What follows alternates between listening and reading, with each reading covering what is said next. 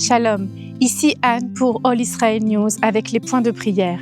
Cette semaine marque le début de ce qui pourrait être véritablement un moment miraculeux. Un moment que beaucoup craignaient de ne jamais voir. Israël et le Hamas ont officiellement signé un accord prévoyant la libération des otages, un cessez-le-feu et la première étape de ce qui pourrait être la fin de cette longue et douloureuse guerre.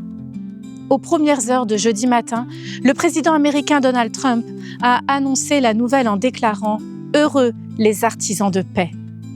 Le premier ministre israélien Benjamin Netanyahou a parlé d'un grand jour pour Israël, remerciant Dieu et ceux qui ont œuvré sans relâche pour en arriver là.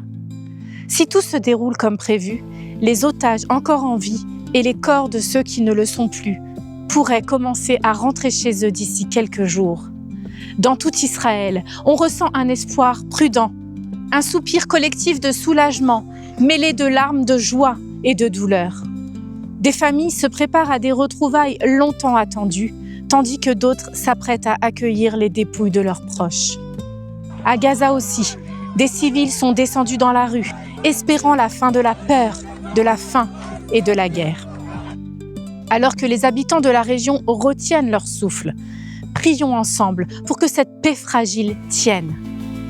Ésaïe 61:3 proclame « À ceux qui sont dans le deuil, il donnera une couronne au lieu de la cendre, l'huile de joie au lieu du deuil et un vêtement de louange au lieu d'un esprit abattu. » Prions pour que la joie déborde dans les foyers où les retrouvailles auront lieu après de longs mois d'angoisse. Et pour ceux qui pleurent aujourd'hui, que Dieu les réconforte profondément et les entoure de sa paix. Psaume 46:9 déclare « Il fait cesser les guerres jusqu'aux extrémités de la terre, il brise l'arc et il rompt la lance. » Prions pour les enfants et les familles de Gaza qui aspirent à la sécurité et à la stabilité. Que Dieu fasse cesser la violence et qu'il suscite des dirigeants intègres, des hommes et des femmes qui choisiront la paix plutôt que le pouvoir, la vérité plutôt que la propagande et la vie plutôt que la haine.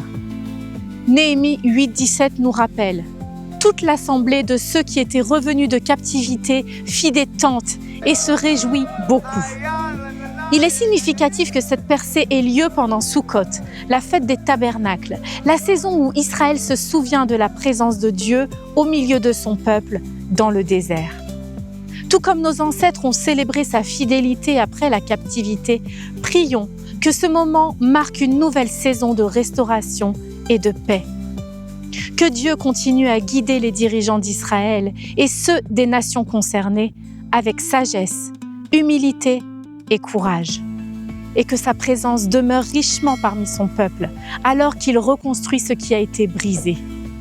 C'est une semaine à la fois de soulagement et de reconnaissance, un temps pour remercier Dieu de sa miséricorde tout en priant pour que sa paix parfaite s'enracine en Israël, à Gaza et dans tout le Moyen-Orient. Restez connectés et rejoignez-nous sur allisraelnews.com pour une couverture fiable de l'actualité. Shalom de Jérusalem.